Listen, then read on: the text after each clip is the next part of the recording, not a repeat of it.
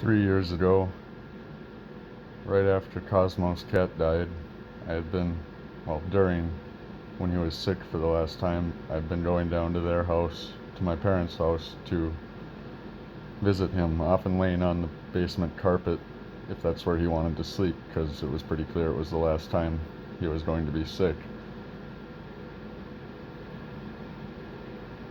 2 months after, bleeding from everywhere started.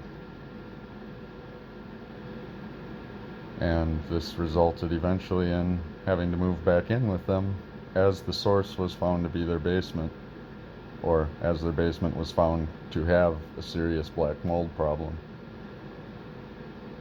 And pretty much confirmed that it was the cause of the bleeding, at least one of them, because the moment I went to a hotel within the first week,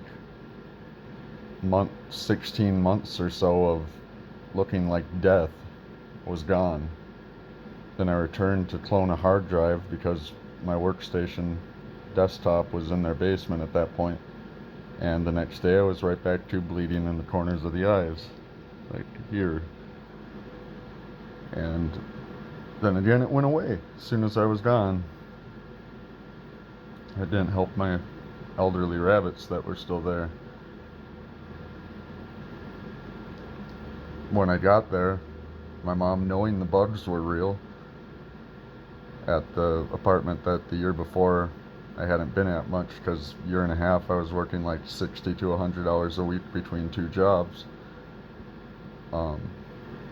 Re-signed the lease once, and then when I took the deal with my dad and started trying to work on my own, all of a sudden I noticed all the problems in the apartment around the same time I started bleeding, because I hadn't been there much except to feed the rabbits and change between jobs before.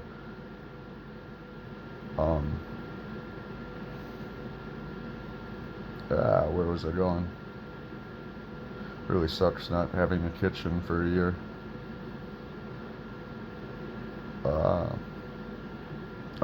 So yeah, the reason I say it's pretty confirmed that the bleeding was related was the hotel. But of course I'm banned from their house shortly after. Oh no, what I was getting to is when I first moved back in with my parents, my mom denies the bugs, even though there was an exterminator, even though there were pictures of bugs after the exterminator. She all of a sudden one day says, "I've decided the bugs were no longer real." And before that even happened, "I'm going to punish you for taking my time with my husband." And at one point she explicitly says, "I fucked up, I made it all up, and now she's my landlord." And in between they accepted services, or rather demanded them, like on their computers, which probably establishes a tenant relation, but then everything after would be totally illegal. Like the fact that they were going through destroying my stuff when I saw it, it's still continuing. Throwing it away, throwing it out in the rain, other people's stuff entrusted to me. And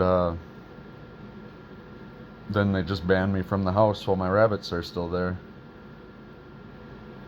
Then year in this apartment, after the lie about the DV, the lie to get the mental hold,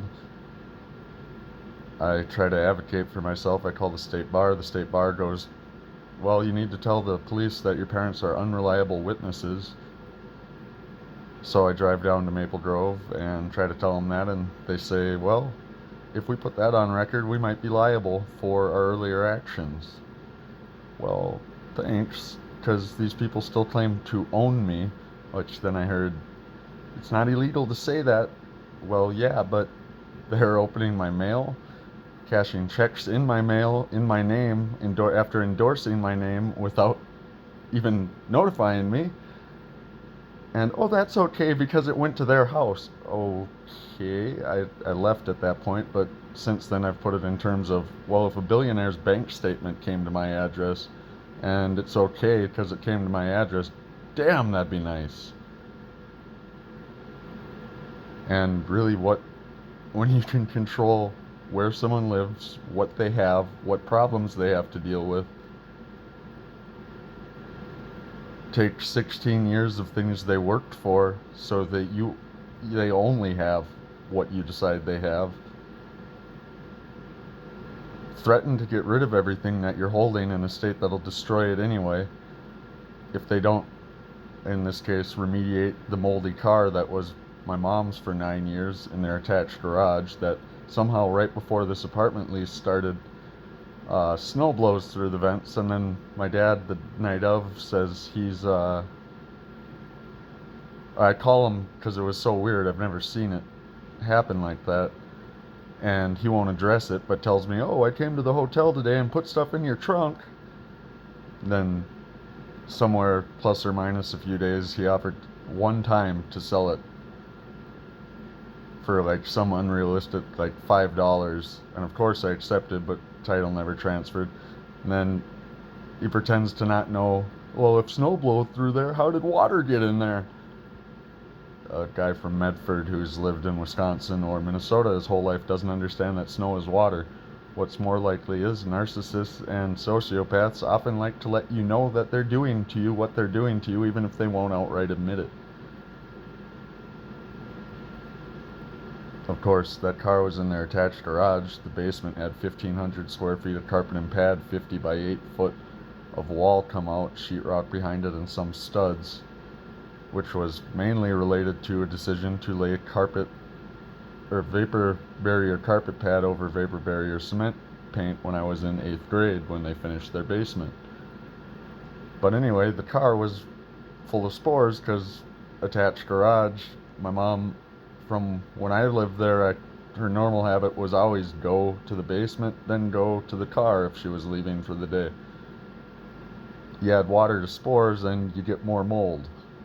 On top of that, when I finally got the headliner out, I realized the sunroof drains were both clogged, so there was a slow leak or small amount of moisture getting added that probably wouldn't be enough to drip and show on the headliner, but mold doesn't need that to grow. It literally just needs humidity in the air, and even can grow on glass if there's dust on it. It doesn't need much for food. It'll eat just about anything if it has the moisture to live. But yeah, 9 months of that. The first 3, I already had a respirator from when I etched circuit boards because I was being safe, and they made sure I didn't have that, trying to do that, while making sure I can only eat Quick Trip or fucking takeout food, even though I know how to cook very well. And now I very much have to move out of this cell that they picked because of that. I have the calls that would prove that with the landlord.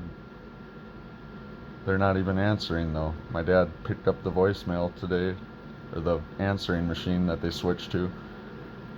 They'll route the call to endless ring, to full voicemail, or to full actual answering machine. My dad picked it up and burped at me and hung up today, but won't otherwise answer for like the past 3 weeks.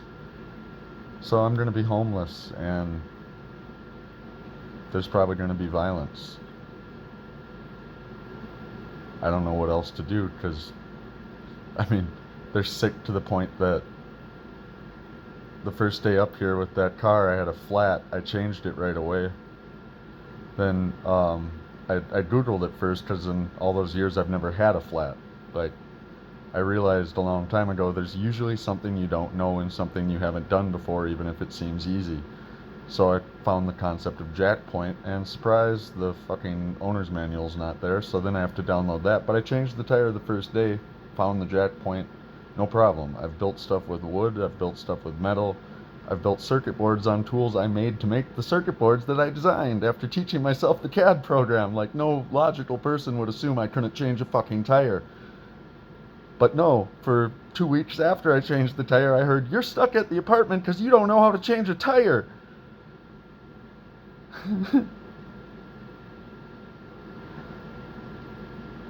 And in between I hear things like, "I own you, I need control of you because I want control of you."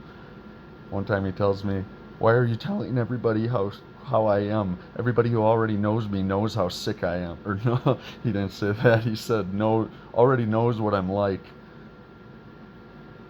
In the middle he said, "And you are telling everybody," which pretty much tells me he's, 1, trying to assure me he doesn't care and it won't help me. 2, saying don't do that at the same time. 3, it's fucking sickness unheard of, and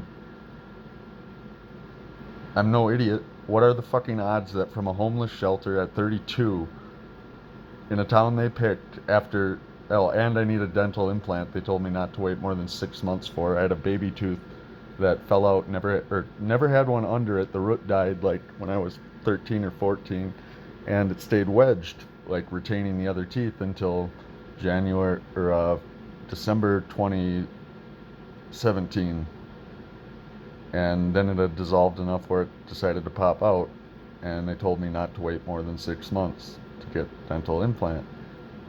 So I keep hearing I'm stupid for not doing that, as the last 9 months of the last year I didn't have a car that didn't render me bleeding every time I got in it. Still, the eyes didn't do the thing. Like, the exposure was there. I was getting leg wounds from it occasionally, but without the house, like constant source, most of the problems were gone, except it's not very practical to get anywhere or to even search a job when your transportation leaves you fucking bleeding for random periods. And you're getting threatened that if you don't do the car, everything else goes away. And this is just fucking sickness.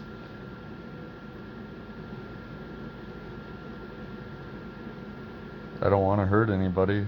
I'm not going to hurt anybody that wasn't involved or anybody that was doing their job. I probably will hurt my parents though, because this is fucking sick.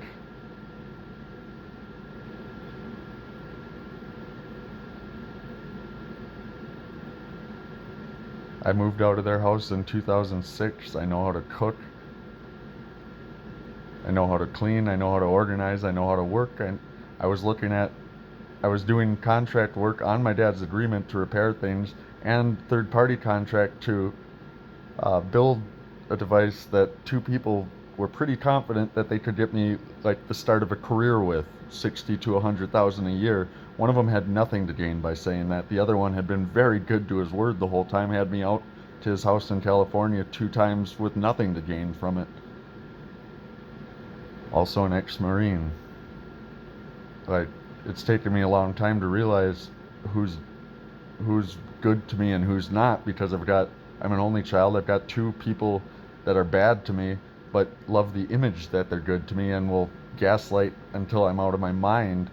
They'll deny, like, I tell them, they'll say I didn't say that, and I'll say, well, it's recorded, and the answer is, so what? Or fuck your recording, and then 2 seconds later they're insisting the same fucking lie.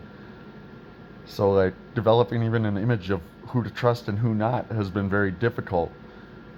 And it's just, what's it all for, though?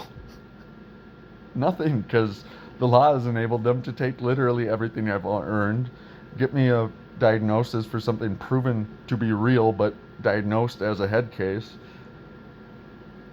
The cops are more worried about their liability for their earlier actions than stopping it. This is a giant, well, you're fucked because you happen to be born. You're fucked more because you tried.